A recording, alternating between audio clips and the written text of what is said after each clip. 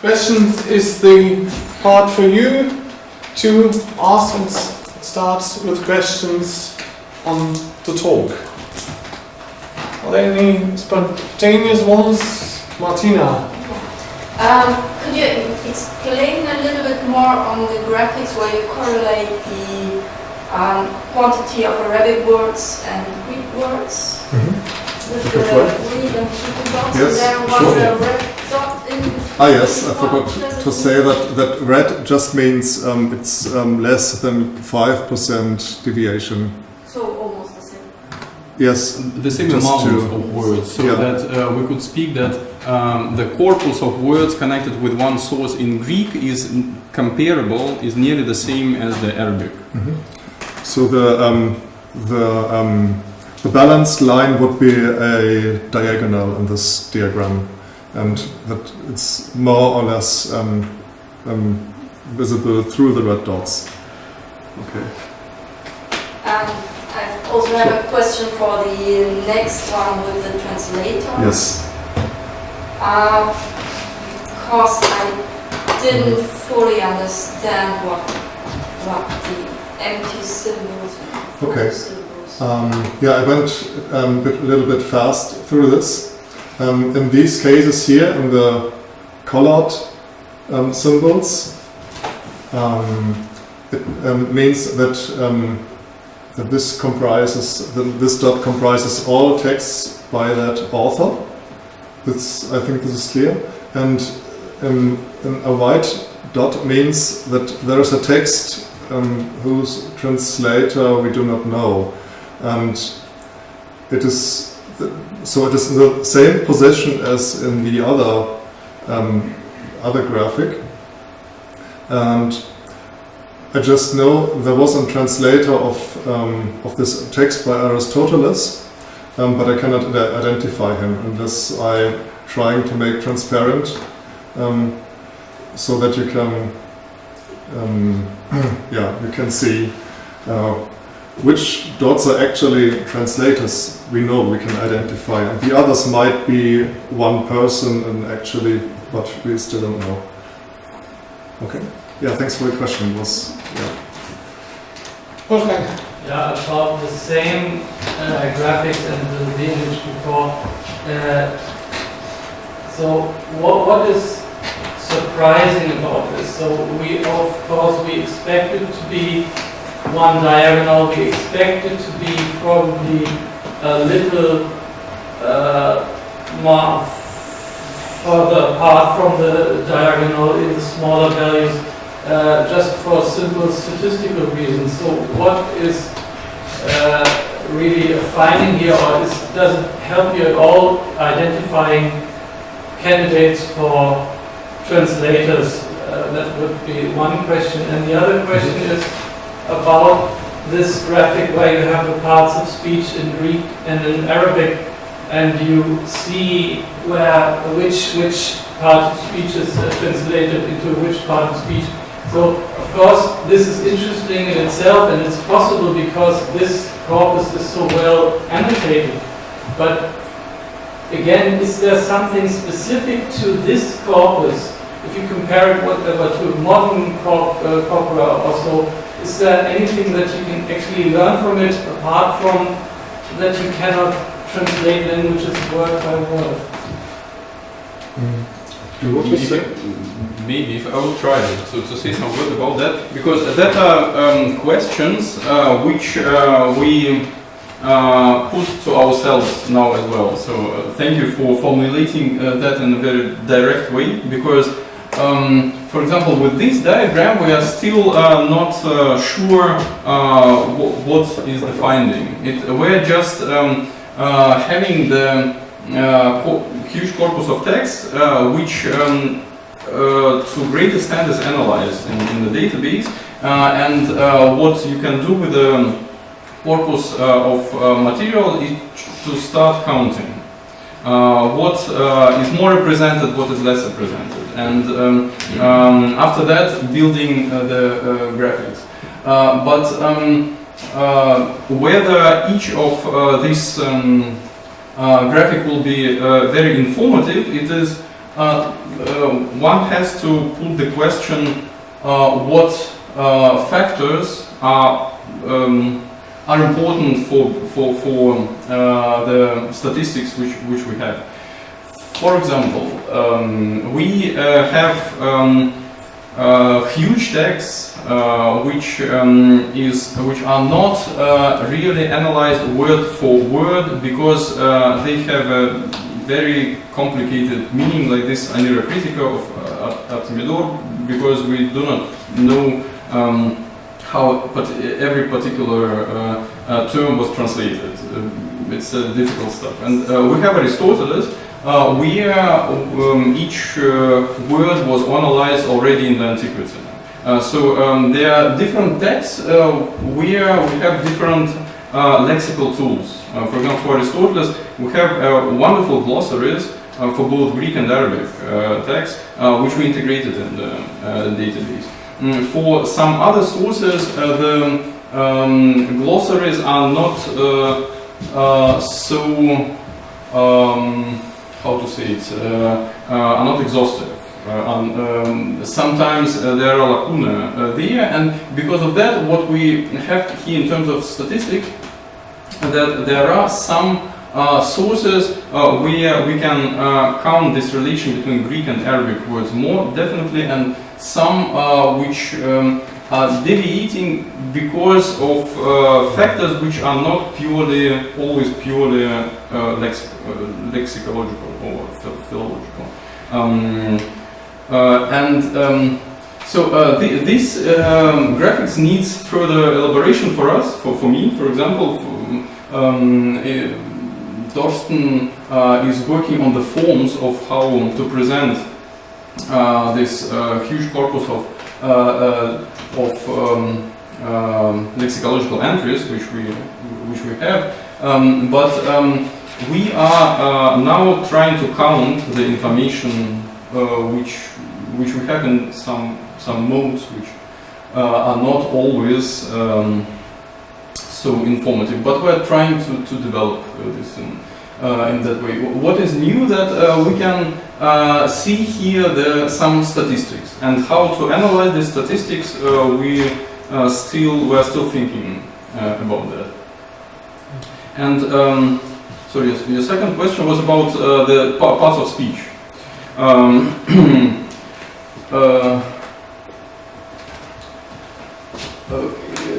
This is, I think that this graphics is more informative for people who are working with translations, because it is clear that particular parts of speech, like nouns, are usually translated with the similar. And this example with Mazda, that is generally also a noun. In Arabic, only a verbal form and infinitive, which is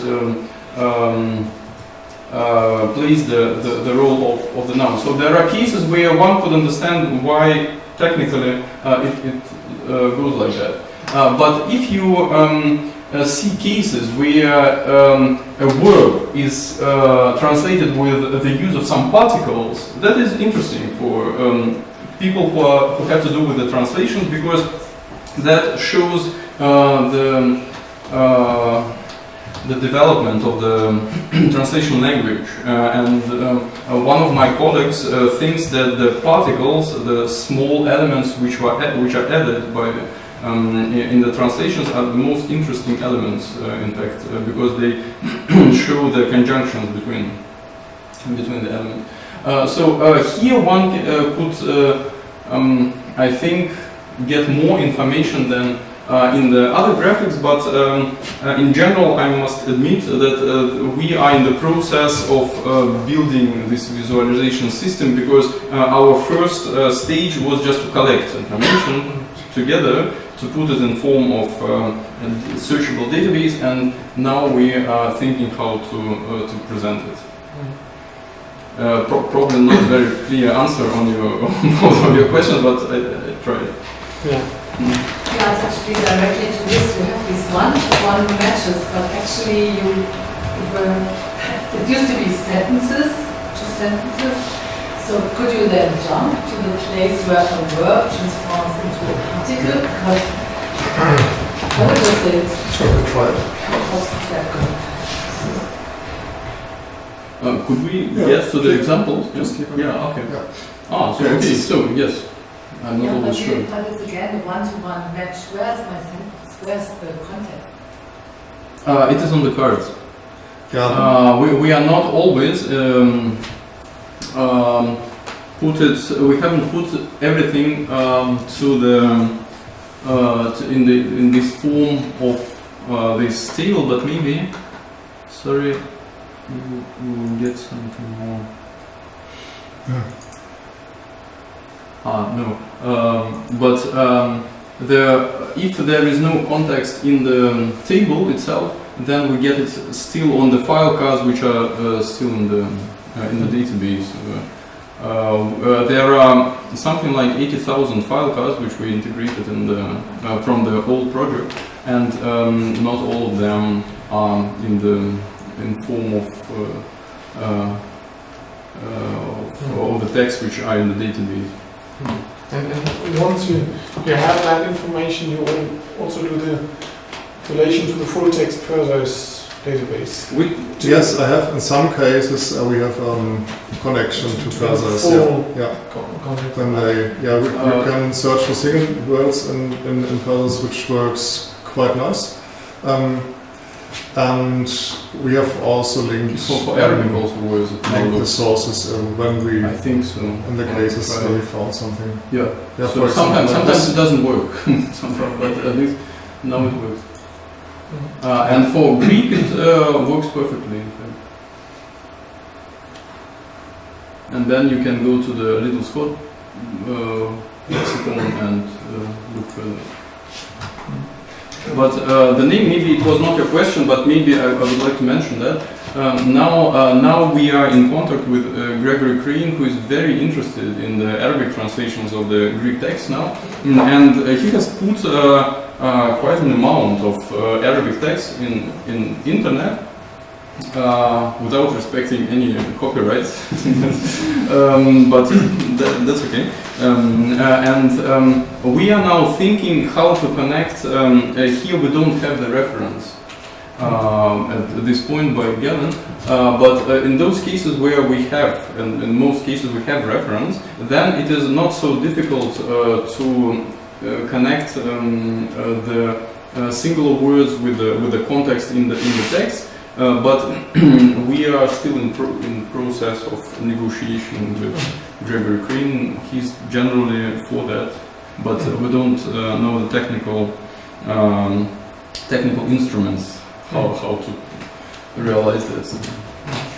One could also mention that we have we are connected with another database from the PISA project, which is called Greek G2A web application, which works also with these translations, and we are exchanging data from time to time.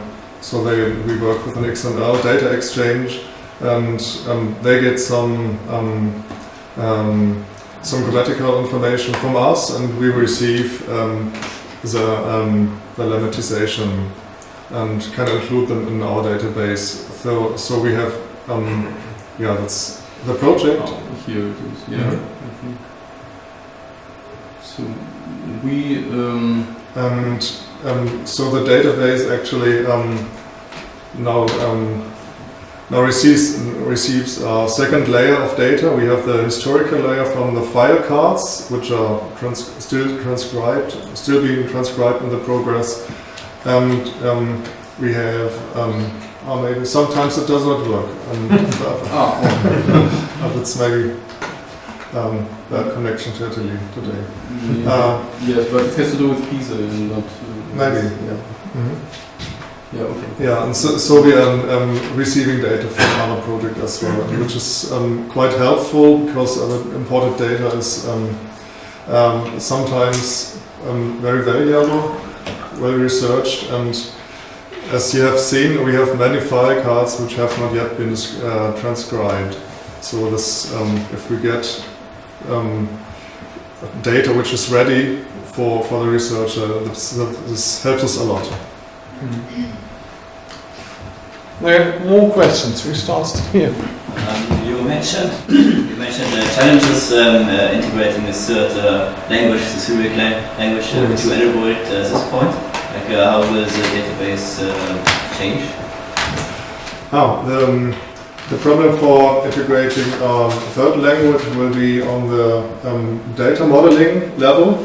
At this moment, we have the database consists of let's say the core of the database consists of a very large optimized table with rows, with columns for Greek and columns for Arabic. And when we when we include a third language, we have at least, I think we have much more relations than just 3 columns. So now we have only one direction, Greek into Arabic. That's our only relationship we have to care about. The point is that we have Greek text and we have Arabic text. So we use this glossaries where both columns are represented. But if there are Syriac texts, then there are cases when we have Syriac translations where there are no Arabic counterparts. We have some Syriac texts, not many, but several cases where there are Syriac translations and Arabic translations, but no Greek original. We have sometimes different versions of Syriac translations when we have Arabic translations as well and Greek original. So there are different relations which we are trying to systematize. Now we don't have a solution for that, but we are thinking about that how to build a digital three-language lexicon, because here you generally have one-to-one relation, and if you click on the Arabic, here you will get the examples from, I will just go maybe here. So if you go to the Greek and okay. There's something which here's the it's other forms. Okay. Then okay. If you click on any Arabic word, then you have the list of Greek words which are the source variants for the Arabic. And if you click on the Greeks, that is the same in the Greek word. If you will try to make search for something which is not represented in these pairs, but in some idea, some keyword, let's say, then you have chain of different lexemes in different languages which have to be organized, and that is a challenge for us. Now we are thinking about it. The new project hasn't yet started, but we already start to think about rebuilding this database, because as in the current structure, it's I think it's not suited in this mono-relationship way. So we have basically we have to change the database system and go into maybe into a new SQL database, or we will see that in the future. So next year, maybe. You come back in 2 years again. Yes. You had a question. Did you think of any sort of crowdsourcing system for the transcription of the text? Because it could be for students or something, you could work with them. We thought about that, but in fact the interest in these translations in the antiquity is not as high as one would expect. No, but you could think of other methods that people are interested in. Yes, we have our big guru, Professor Gerhard Endres in Bochum, who's a great specialist in this topic and who has students, and some of them are working here in Berlin. They started this whole project with their enthusiasm, and some of them were as a student. For example, one colleague of mine, Roeder, who is working here in Berlin, he was first the student of Professor Andres, was very inspired by these ideas of Greek-Arabic translations, made his dissertation on the sentence about Diogenes, and worked actively with all the consequent projects. There were a group of such students at the time, but now Professor Anders is in pension, he's emeritus, and there are less and less students who have really interest in doing this work. Now we are starting the new project where we will need more helpers, and we have a very limited budget. More than this budget, we probably will not we cannot allow ourselves anything else. So that is a reality now. Martina. I may have a suggestion for you to expand the view where you show in the Sankey diagram how words change. Because first image you showed displayed how at which time the text developed. And so maybe it would be interesting to show at which time the Greek word started and which time the Arabic word, and then see which translations were preferred in specific times. That's a great idea. I have a similar question actually to that. If you had... Sorry for the bad CSS. It's my fault. Do you have any examples where you have more than one translation for Greek original? So that you could compare the sort of translations, especially if they're from different times, and see how translation was at 900 and how it was different 200 years later. Do you have such a material? Not in the Arabic corpus.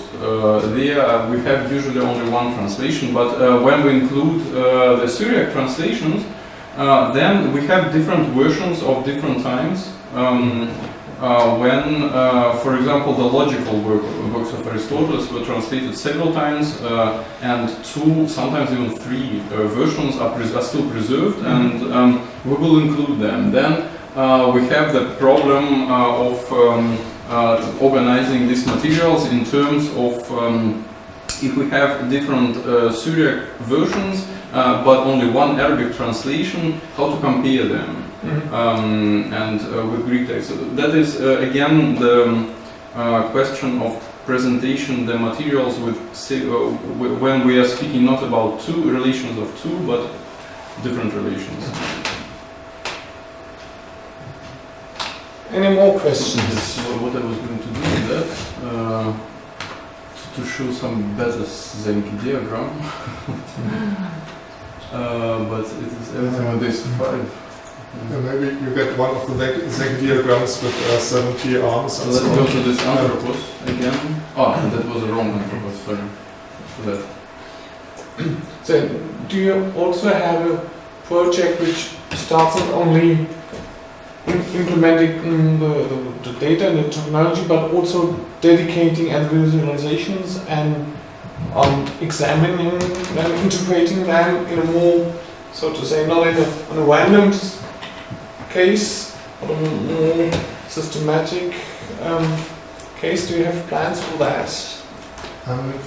We are still working on how to spend the next 5 years. But I think what you said is certainly on our list. So the question would be now you have some sort of results, at least as a sort of visualization in the database.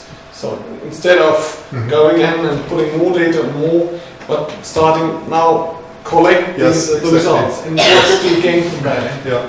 Leave it as it is, so to say, with all these agencies you usually have and inconsistencies and so on, but start working on interpretations and historical results, and then see how you continue instead of just enlarging the corpus, but Yes, not starting integrating that. Yeah, that's very important. I think we made a first step with this visualization in that direction you described, and it was I think a lot of the time in the last 5 years or so we spent on entering data, and I think about 30,000 words were entered. I think more or less new words, not only file cards, but new words, independent from that. And the corpus grew larger and larger and larger, and at some point you really miss the overview, and you want actually to know what is in there in this black box. And I think this is just a start. But I think it will get us to the next step, to the next station, as you also said. Your question is generally a question also for me, what is a digital lexicon? What is a lexicon? Because presentation with such kind of materials, it is lexicology in digital form. How to work with that? All these diagrams are of course more something for the eyes than for the analytical conclusions, but we tried. Our first step was to introduce these bookmarks. If you click on several entries from some examples, I'm not sure where it is from Analytica Posterior of Aristoteles, add the bookmarks, and another example, that was from Pisa,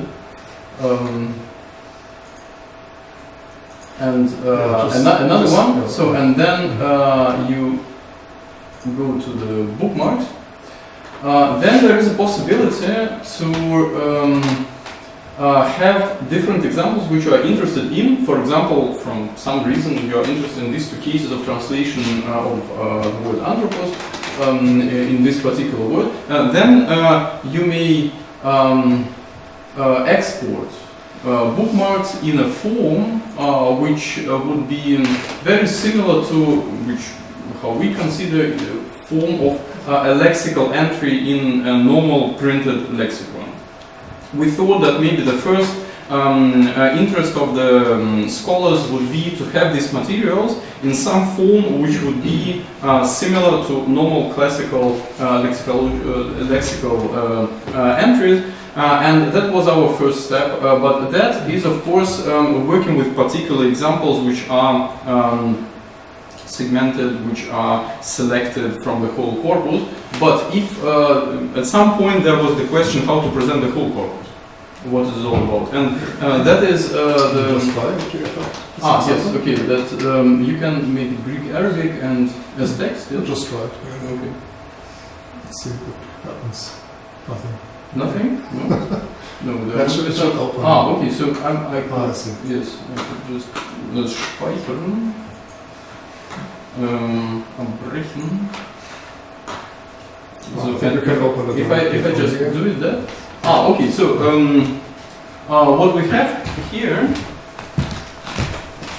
are two examples where you probably I just put it like that, that you have only the main entry and the translations which we find in Arabic. You can also choose another mode where there is more information, like references, quite an important thing where it is like that. But it looks like a printed glossary or like a printed lexicon in some cases. It is one mode if you speak about select items. But speaking about that more generally, then the next step would be to look at, well, let's look at this anthropos again, to look at the cumulative views. That means to have a look at all the cases which we have in the database in form of different translations, options of translations. And the next step was producing the visualization of the whole corpus, and that is what you see in such diagrams. So, in fact, the visualization, the steps in visualizations were always the steps in analyzing the corpus of materials which we have, and in the way of thinking how a modern lexicon, which has some digital forms where you can search and so on, how could it function? And we are still thinking about it. Okay. Are there any more questions? That is not the case. So I think we can finish, and thank you for this presentation and the discussion, and continue at the Y and the soft drinks and the nibbles, and if you stay or come in 2 weeks at the German Archaeological Institute back again. Thanks very much for coming and joining us.